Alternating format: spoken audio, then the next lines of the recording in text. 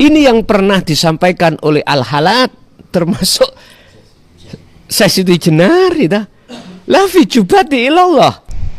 Di dalam bajuku itu tidak ada siapa-siapa kecuali Allah. Lah, ini kalau didengarkan orang yang tidak paham tentang la ilaha illa anta, runyam Pak.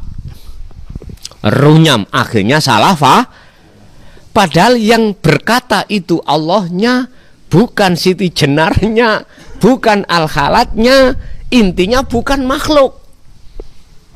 Yang berkalam itu, ana itu adalah Allah. Ini kalau tidak diproses betul dari anta, jadi rame. Ya inilah sebuah alasan mengapa para masyayikh, para sesepuh guru akhirat pada saat itu bukannya gak berani menyampaikan, enggak, menjaga hukum fitnah.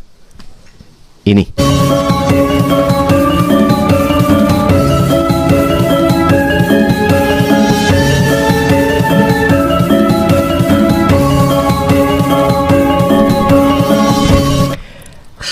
di dalam surat Toha itu satu paralel dengan surat Al-Anbiya 25. Sama. Cuman lebih ditegaskan di dalam surah Toha ayat 14. Di situ disebutkan innani anallah la ilaha illa ana fa'budni wa aqimis shalah lidzikri. Ini akan muncul pengakuan Allah itu yang bersabda, yang muncul keakuan diri itu diri Allah, manakala kita itu sudah difanakan keakuan diri makhluk. Kan di situ secara lugat kan dikatakan sesungguhnya aku loh ya. Aku ini adalah Allah. Dan tidak ada Tuhan yang wajib kau sembah kecuali aku. Oleh sebab itu, jagalah sholat ini semata-mata untuk mengingat aku. Aku loh ya. Aku siapa? Inilah yang nantinya kita kita urai. Tapi sebelum ke ana, di dalam Al-Quran itu kan tahapan tauhid ada 4. La ilaha illallah, la ilaha illahuwa, la ilaha illa anta, la ilaha illa ana. Syariat, thariqat, hakikat, makrifat. Artinya kalau sudah masuk ke ranah makrifat, berarti bahasanya ana. Bahasa anta sudah tidak ada, huwa juga tidak ada, nama Allah juga tidak ada. Tinggal ana. Artinya apa? Ini yang pernah disampaikan oleh Al-Halat, termasuk Siti Jenar, la fi jubati ilallah. Di dalam diriku tidak ada kecuali Allah. Di dalam bajuku itu tidak ada siapa-siapa kecuali Allah. Lah, ini kalau didengarkan orang yang tidak paham tentang la ilaha illa anta, runyam Pak. Runyam, akhirnya salah padahal yang berkata itu Allahnya, bukan Siti Jenarnya, bukan Al-Halatnya, intinya bukan makhluk.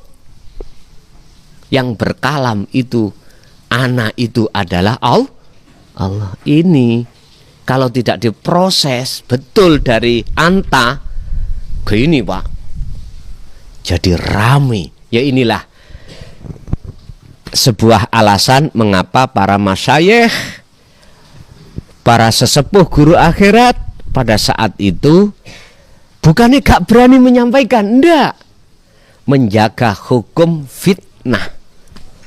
Ini apabila disampaikan dengan terpaksa, masih memakai bahasa isyarah, butuh butuh sarah, butuh penjelasan lagi, permatan per ayat butuh penjelasan lagi, tafsir lagi, begitulah. Jadi untuk membahas surah itu wajib mengalami kefanaan dulu. Tapi berhubung ini ilmu, Walaupun belum kefanaan, nggak apa-apa.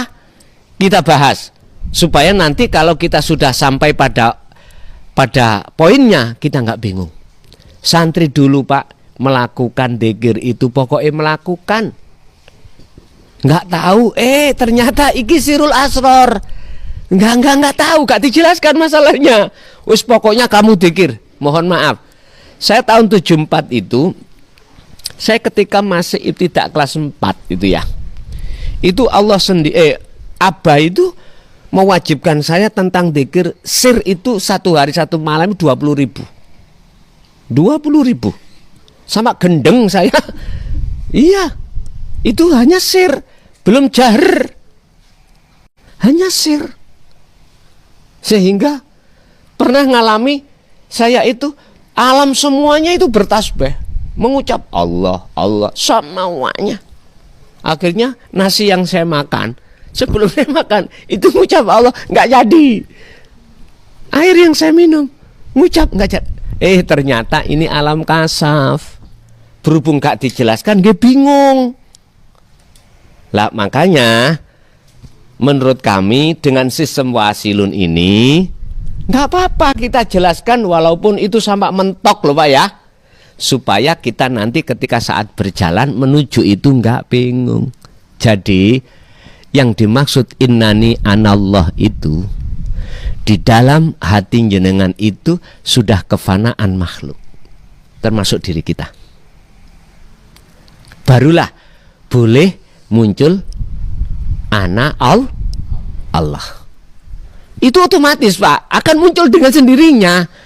Nggak bisa jenengan tahan, nggak bisa. Laksana orang yang melahirkan anak, waktunya hadir, apa namanya itu, hari kelahiran itu, hari waktu melahirkan, ibu-ibu bisa ngempet, apa ngempet itu, menahan, apa bisa menahan? Nggak bisa dah, muncul sendiri. Begitulah nantinya itu, laksana seperti itu. Ingat, jangan dianggap kejadian alam itu hanya ketepaan, enggak. Ingat, di dalam ayat yang bersifat Qur'aniyah atau kauniyah, ada Qur'aniyah, ada kauniyah. Ini ada ayat yang tersirat. Kauniyah itu berarti alam niki, Bu. Termasuk mengapa ya seorang ibu ketika melahirkan gak bisa ditahan. Itu ayat. Terus artinya apa? Maksudnya yang tersirat bagaimana? Makanya dulu mungkin canggah kita dulu ya, kan belum mengerti Quran, ya dah? Belum mengerti. Beliau diajarkan Allah lewat kauniyah, lewat alam. Lewat alam. Sehingga beliau itu bisa mengenal Tuhan itu lewat situ. Mohon maaf lah kalau ini masih berseberangan dengan teori syariat, ya dah. Mohon maaf, sungguh mohon maaf. Tapi aku yakin Allah menciptakan apapun sesuai dengan ayat yang jenengan, tidak pernah sia-sia. Itulah kauniyah. Sekarang umpama saya ditanya, pernahkah Rasulullah menyampaikan yang tersirat?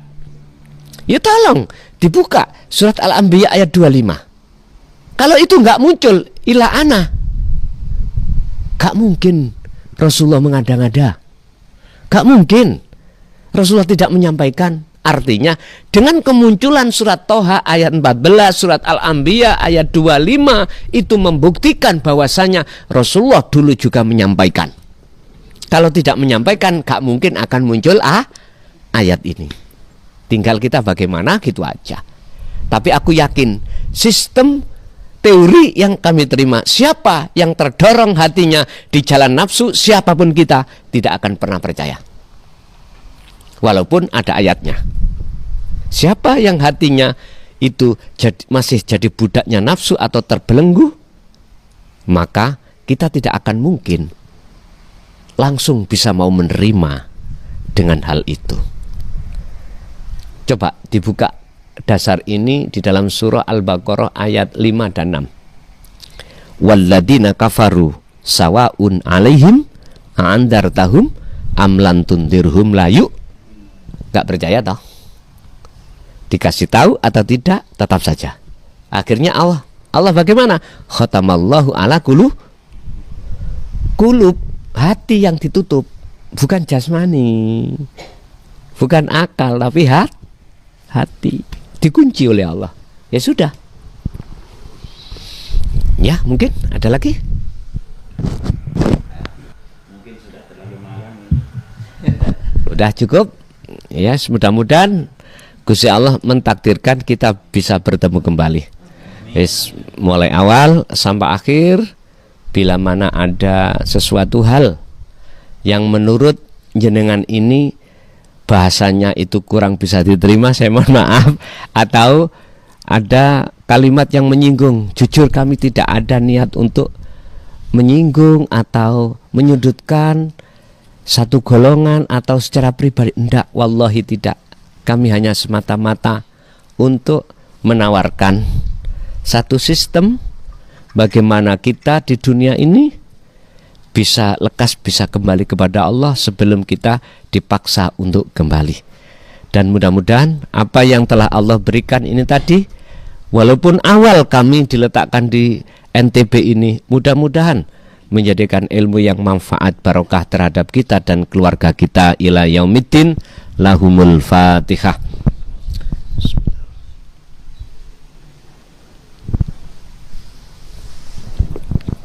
Allahumma salli wa sallim ala sayyidina Muhammad. Alhamdulillahi rabbil alamin. Ya Fatahu ya Alim, iftah lana bi futuhil arifin, iftah lana bi futuhil arifin, wa ila auladina wa azwazina wa dzurriyyatina wa ahli baitina wa jami'il mu'minina wal mu'minat wal muslimina wal muslimat wa ghairahum. Rabbana atina fid dunya hasanah wa fil akhirati hasanah wa qina adzabannar. Wa sallallahu ala sayyidina Muhammad. Alhamdulillahi rabbil alamin. Kurang lebihnya mohon maaf. Akhirul kalam. Assalamualaikum warahmatullahi wabarakatuh.